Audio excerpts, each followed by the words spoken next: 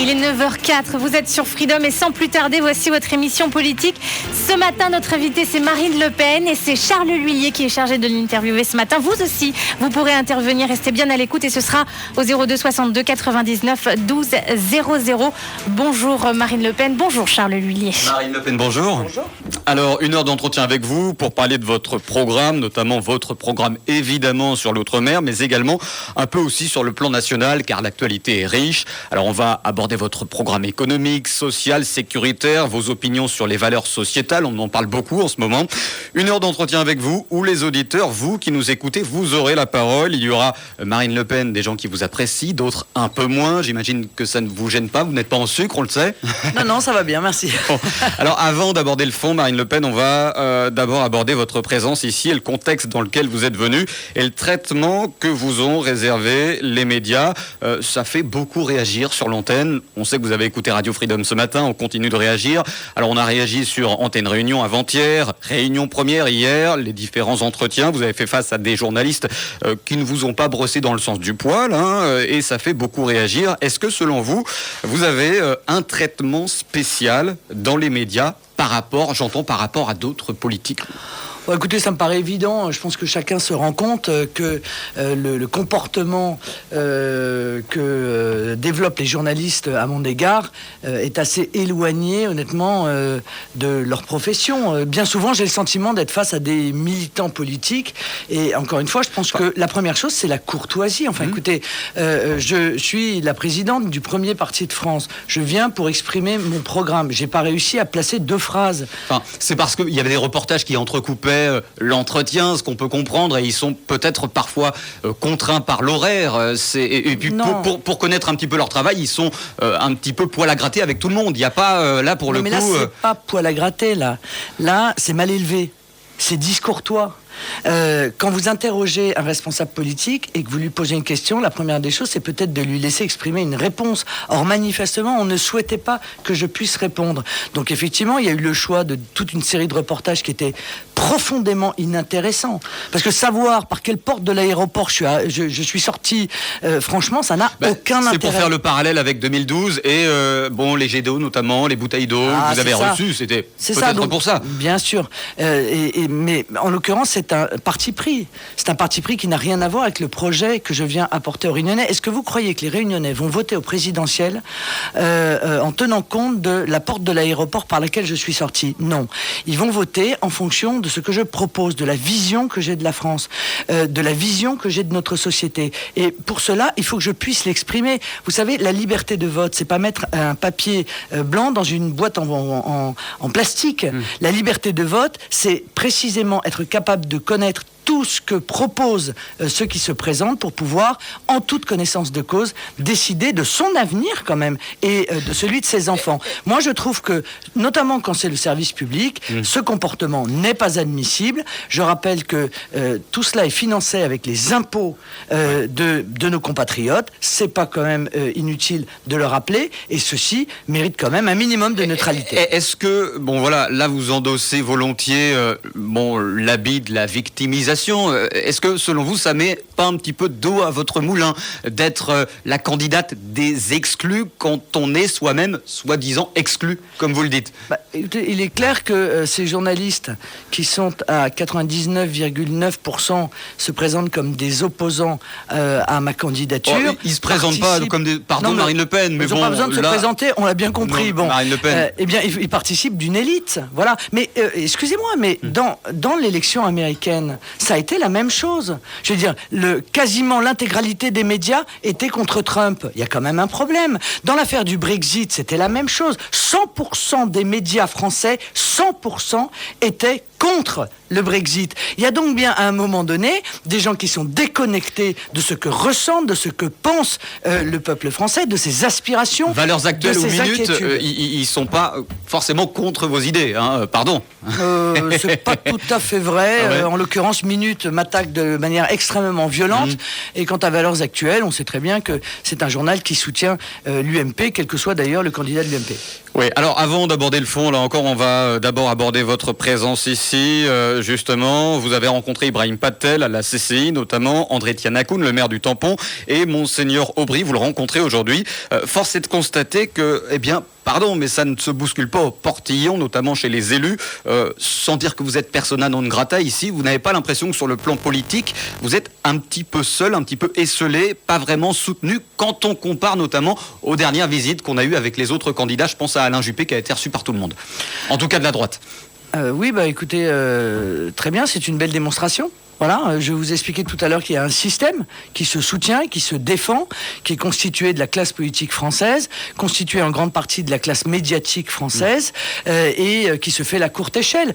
J'ai presque envie de vous dire que je suis pas mécontente de voir que un certain nombre d'élus ici considèrent que je viens donner un coup de pied dans la fourmilière.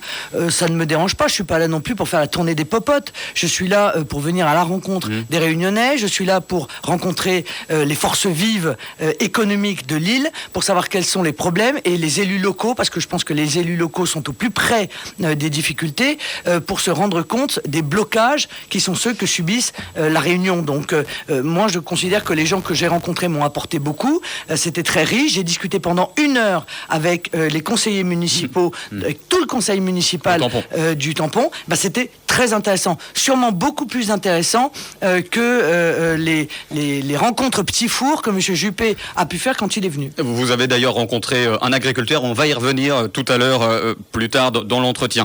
C'est vrai que malgré tout, la base à une présidentielle, c'est d'avoir un ancrage territorial, un minimum de soutien en province et dans les Outre-mer. Là, force est de constater que c'est pas le cas. Est-ce que vous êtes consciente que à La Réunion, il n'y a pas vraiment d'ancrage territorial. Ici, les élus frontistes, on l'a vu avec Joseph Grondin au régional, il a fait 2%, Joseph Grondin. Il y a quand même tout à faire ici. Alors d'abord, je suis en désaccord avec vous. Pourquoi ? Parce que je pense que la présidentielle, elle est fondée exclusivement sur le peuple et sur sa volonté, précisément. À La Réunion, la parole des élus compte beaucoup. On l'a vu ici, aux primaires, pardon de vous couper Marine Le Pen, ici aux primaires, c'est Sarkozy qui est arrivé en tête parce que les élus ont soutenu Nicolas Sarkozy. La parole des élus ici, c'est parole d'évangile. Précisément, le général de Gaulle a voulu que la présidentielle, ce ne soit pas l'élection des partis politiques. Il a voulu que, justement, ce ne soit pas une élection de notables, où les notables disent au peuple ce qu'ils doivent voter. Ce qu'ils doivent voter. Et par conséquent, ce que vous dites est vrai. Il y a, certes, un travail à faire d'implantation locale. C'est pas facile. C'est vrai que la vie politique locale, et c'est pas vous qui allez me dire le contraire, est quand même un tout petit peu cadenassée aussi par les élus locaux, c'est le moins qu'on puisse dire. Mais la présidentielle n'a rien à voir avec tout cela. Et si on vous écoutait, ça voudrait dire que je vais faire 2% à la Réunion présidentielle ? Je ne le crois pas. Je crois que je vais faire bien plus. Je crois même que je vais être la surprise de cette élection présidentielle. 10% en 2012, 10% pour vous en 2012, alors que vous étiez, c'est vrai, à 18 au plan national. Ça, c'était en 2012. Comment vous expliquez ces mauvais chiffres du Front National à La Réunion ? 10%, sans dire que c'est un mauvais chiffre, mais c'était quand même en deçà du score national. Comment vous l'expliquez ? C'est quoi l'interprétation ? Parce qu'on sait que vous analysez tout, Marine Le Pen. C'est quoi ? Comment vous l'expliquez ? Non, mais je ne l'explique pas particulièrement. Ce que je pense, c'est que comme nous avons un déficit d'implantation locale, du coup, la parole du Front National est assez peu relayée dans les médias de l'île et que, par conséquent, beaucoup d'électeurs ne savent pas précisément ce que nous voulons proposer. Et beaucoup aussi sont encore victimes de la caricature qui a été faite de moi ou de mon mouvement par nos adversaires politiques. Et donc, voilà, je pense... c'est la raison pour laquelle quand je viens... Vous pensez que vous pouvez être première ici à La Réunion ou pas ? Je pense que c'est possible.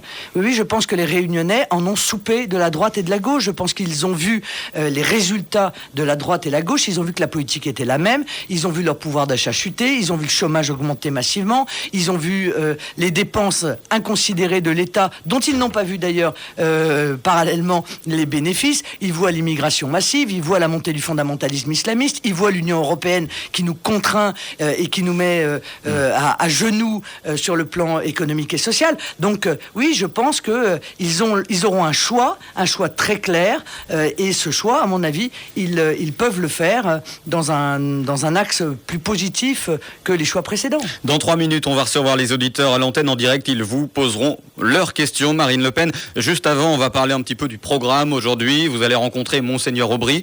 Est-ce qu'une rencontre est prévue avec les représentants musulmans, Marine Le Pen? Non, mais s'ils me l'avaient demandé, je les aurais rencontrés. Mais alors, eux, ils n'ont pas voulu, alors? Vous savez, je vais vous dire une chose. J'ai rencontré le plus haut chef des sunnites dans le monde, le grand mufti d'Al-Azhar, lorsque je suis allé en Égypte. Bon, donc je n'ai aucune difficulté à cela. J'ai d'ailleurs trouvé chez lui un discours beaucoup plus raisonnable que ce que j'entends. Et ici, c'est quoi le problème? À votre avis, ils vous ont rien proposé? Ça veut dire qu'ils ne veulent pas vous recevoir, les représentants musulmans ici? Je ne sais pas, mais c'est pas grave. Il y a peut-être quelques réticences.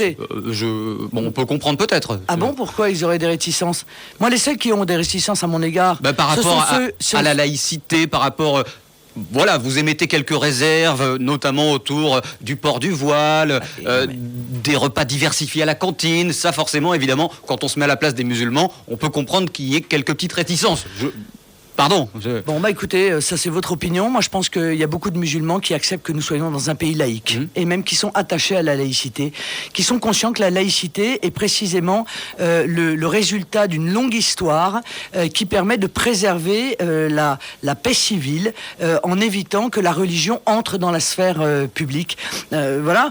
Moi, c'est ce que je défends. Je défendrai de toutes mes forces parce que je crois beaucoup, encore une fois, à la laïcité. Je pense qu'elle a reculé, et je pense que le recul de la laïcité, ça a permis la montée de revendications communautaristes et de revendications fondamentalistes auxquelles la France est confrontée depuis maintenant une bonne quinzaine d'années. Est-ce qu'il doit y avoir, pas des passe-droits, mais en tout cas être un petit peu plus coulant ici du fait du contexte multiculturel sur les signes ostentatoires? Je pense au voile, je pense à la burqa.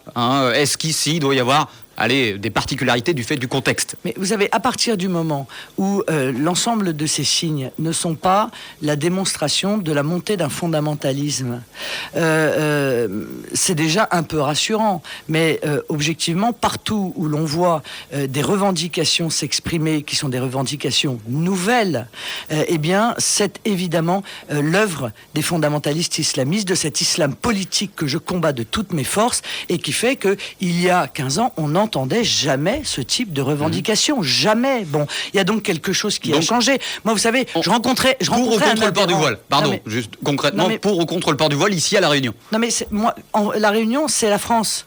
Moi, je suis contre le port du voile dans l'espace public. Je pense que la France a besoin de cette fermeté pour faire reculer, encore une fois, ceux qui se servent de l'islam politique pour faire avancer leur idéologie, qui est une idéologie dont on a vu les résultats en Libye, en Syrie, etc., etc. Donc, nous sommes à un moment où il faut faire preuve de fermeté pour défendre les valeurs qui sont les nôtres. Et repas diversifiés à la cantine? À La Réunion, en tout cas, vous n'êtes pas contre, mais par contre... Mais les repas diversifiés, que les choses soient claires. Qu'il y ait des repas diversifiés, il y en a eu avant qu'il y ait des revendications religieuses, permettez-moi. Bon, il y a des... On peut mettre du halal à la cantine ou pas, dans l'école de l'État? Non. Voilà. L'école doit être préservée de toute revendication religieuse. Nous n'avons absolument pas à adapter les services publics et particulièrement l'école à des revendications religieuses de quelque nature que ce soit. C'est clair. Et la règle est la même pour tout le monde. Et je crois que comme ça, encore une fois, on évitera le développement de ce fondamentalisme islamiste qui est bien souvent celui qui revendique. Permettez-moi quand même de le noter. Bon. Le minaret qu'on entend tous les jours, pas loin de la radio d'ailleurs, juste près de la rue du Maréchal Leclerc, ça vous choque ou pas qu'on entende un minaret ici appelé à la prière? Écoutez, La Réunion... En toute honnêteté. Non. Non, mais je veux dire, moi je suis contre les minarets. Je l'ai dit de la manière la plus claire qui soit. C'est peut-être ce qui me différencie de Fillon. C'est vrai que la Réunion est une situation un peu particulière parce que chacun est venu ici construire l'île et qu'il y a un vivre ensemble qui est une spécificité locale, mais parce que, encore une fois, ça n'est pas le fait d'une religion qui cherche à imposer sur une autre son mode de vie, sa manière de voir les choses. Donc voilà, ça me choque moins que quand on en construit des nouveaux, comme d'ailleurs le souhaitait M. Fillon, puisqu'il expliquait que les minarets ne le dérangeaient pas à partir du moment où ça s'inscrivait dans le paysage français. J'avoue que j'ai pas bien compris le sens de cette réflexion. La cloche de l'église retentit parfois, hein, et bon. Oui, mais vous avez raison, mais pardon de revenir à ça, parce que c'est important d'aller au fond des choses. La France est un pays de racines chrétiennes. Elle s'est construite sur son héritage chrétien. C'est pas anodin, ça va beaucoup plus loin que la religion. Ça veut dire quoi? Ça veut dire que la vision que nous avons de l'homme, des relations entre nous, de la structuration de notre société est totalement imprégnée par cet héritage chrétien. C'est la raison pour laquelle, parce que les hommes sont égaux, eh bien, nous nous considérons que l'esclavage est la pire des choses que l'homme ait pu faire. C'est la raison pour laquelle nous sommes pour l'égalité entre les hommes et les femmes. C'est la raison pour laquelle nous sommes pour le libre arbitre, c'est-à-dire la liberté de se marier avec qui on veut. Ouais, tout ça a beaucoup de conséquences sur notre culture. Avant de prendre les auditeurs, Marine Le Pen, rapidement sur la proposition d'Erika Barrage il y a quelques mois qui voulait un jour férié pour chaque communauté, chaque confession. Vous en avez entendu parler. Qu'est-ce que vous pensez de ça ici? Ça sent le clientélisme à plein nez, ça. Ça sent le clientélisme à plein nez. Bien entendu, je suis tout à fait opposé à cela. Je suis opposé parce que, encore une fois, on assiste à une forme de concurrence des communautés les unes avec les autres qui ne cessent de réclamer que la République s'adapte à leurs spécificités. La République française est la République française. Voilà. Elle ne changera pas. Elle ne s'adaptera à personne. Nous avons une histoire qui est longue et les règles que nous nous sommes choisies sont les règles qui sont issues de cette histoire, de cet héritage, de cette culture, de cette identité. Ceux qui sont pas contents sont pas obligés de venir. Oui, enfin, sauf que ceux qui sont pas contents parfois sont français et sont nés ici et c'est leur pays comme votre pays et le mien. Et pourquoi aujourd'hui ils sont pas contents alors qu'il y a 15 ans ça leur posait pas de problème? Moi j'ai pas de problème avec la religion musulmane. Nous avons défendu au Front National les harkis qui s'étaient battus pour la France, qui étaient musulmans. Moi je défends le rattachement le plus proche possible de Mayotte, où vous savez pertinemment que nos compatriotes sont musulmans. Ça ne me pose pas de problème, encore une fois. Ouais. Ce qui me pose un problème, ce sont ceux qui, sous couvert de religion, viennent remettre en cause ce qui fonde notre nation. Ça me pose un problème. Marine Le Pen, les auditeurs veulent absolument vous poser leurs questions. C'est sans filtre, pas de sans filet, hein, vraiment. Et sans doute qu'on va, avec eux, évidemment, parler des retraites, du pouvoir d'achat, de la vie chère dans l'île. On commence tout de suite. Bonjour. Bonjour. Bonjour, monsieur. C'est moi. Oui, tout à fait, c'est à vous, il est 9h20. Bonjour, Madame Le Pen. Bonjour, monsieur. Voilà, ma question concerne surtout les émigrants. Vous savez parfaitement que les émigrants, ils viennent de pays dits pauvres, mais qui ont des richesses dans leur pays. Donc, à mon sens, si ces gens-là peuvent rester dans leur pays sans qu'on spolie leur richesse, vous aurez moins d'immigrants, du moins même pas beaucoup d'immigrants en France. Merci monsieur, merci beaucoup. Marine Le Pen. Mais monsieur, je suis parfaitement... L'immigration. Mais monsieur, non mais sur ce sujet, je suis parfaitement d'accord avec monsieur. Il est évident que par l'effet d'un certain nombre de multinationales rapaces, des pays sont proprement pillés avec... parfois et souvent d'ailleurs la complicité de leurs propres gouvernants. Et il est évident que laisser ces multinationales venir faire leur marché dans le monde entier, bien souvent d'ailleurs en mettant quasiment les peuples en esclavage, puisque c'est la course à ceux qui seront payés les moins chers, qui seront traités les plus mal. Vous parlez des travailleurs détachés notamment? Non, oui, mais je pense que c'est exactement le fondement de l'idéologie de la mondialisation sauvage que je combats de toutes mes forces. Donc oui, bien entendu, il faut mettre fin, encore une fois, à cette mondialisation sauvage, à cette course infinie, à un profit qui se fait sur le dos des peuples, qui les pousse. Si on prend l'exemple de Renault avec les fameuses Dacia, c'est grâce justement au fait qu'on fasse produire ces voitures à l'extérieur, dans des pays à bas coût au niveau de la main-d'œuvre, qui permet en fait d'avoir des voitures à bas prix et donc de servir quelque part les automobilistes qui veulent avoir des voitures neuves à bas prix. Voilà, donc il y a un retour de bâton, il y a un retour sur investissement. Voilà. Donc en fait, vous venez de définir ce qu'est la mondialisation sauvage, faire fabriquer par des esclaves pour vendre à des chômeurs. Eh bien moi, cette vision-là, je la rejette. Je la rejette parce que ça n'est pas ma vision de l'homme, je la rejette parce que ça n'est pas ma vision de l'économie, parce que je pense que l'économie doit être au service de l'homme et pas l'inverse, et que cette idéologie-là du tout commerce qui écrase tout sur son passage, le bonheur des hommes, leur souhait de liberté, leur souhait de prospérité, nos traditions, nos mœurs, nos codes, nos frontières, notre identité, je m'y oppose. Voilà, je suis porteur exactement du projet inverse de celui-là, et je dis à nos compatriotes, seule la nation et la démocratie peuvent lutter contre cette dérive auquel nous assistons. 99 12 00, le numéro de Freedom pour justement parler et poser vos questions à Marine Le Pen, que vous soyez pour ou que vous soyez contre. Ça ne pose pas du tout de souci à Marine Le Pen. Non. On continue avec vous. Bonjour. Oui, bonjour. Bonjour, madame. Oui, c'est une auditrice de l'Est. Voilà, Marie-Hélène de Saint-Benoît. Moi, je vous pose la question sur le plan social, madame Le Pen. Bonjour, bienvenue. Bonjour, Marie-Hélène. Voilà. Je vous pose la question. J'ai entendu dire, si vous arrivez au pouvoir, vous allez supprimer le RSA. Est-ce que c'est fait? Attends, deuxième question. Et puis j'ai entendu dire aussi que vous allez supprimer tous les aides tous les subventions qui sont allouées aux associations. Est-ce que c'est vrai? Et après, après je vous laisse répondre. Est-ce que vous avez une adresse où on peut vous écrire? Oui. Et où peut-on se procurer votre programme? D'accord. Alors, je vais essayer de répondre à tout en même temps. Subventions aux associations, pardon, mais dans certaines mairies nouvellement frontistes, il y a eu parfois des associations à but communautaire qui ont eu les robinets fermés. Mais laissez-moi répondre. Voilà, oui. Ceci est un mensonge éhonté. Ça fait partie des caricatures que mes adversaires politiques dans l'île ne cessent de répéter depuis des années et des années. C'est un mensonge, voilà. Jamais il n'a été envisagé de supprimer le RSA. Jamais il n'a été envisagé de supprimer les subventions aux associations. Ce que nous avons dit de la manière la plus claire, c'est que nous voulions lutter contre le communautarisme, qui est un cancer dans un certain nombre de villes françaises. Et que par conséquent, nous ne permettrions pas que l'argent public serve à financer, par exemple, les frères musulmans qui diffusent leur Est-ce que vous pensez que c'est vraiment le cas parfois? Est-ce que vous pensez que c'est vraiment le cas parfois? Est-ce que c'est pas un exemple un petit peu extrême que vous avez pris à l'instant? Non.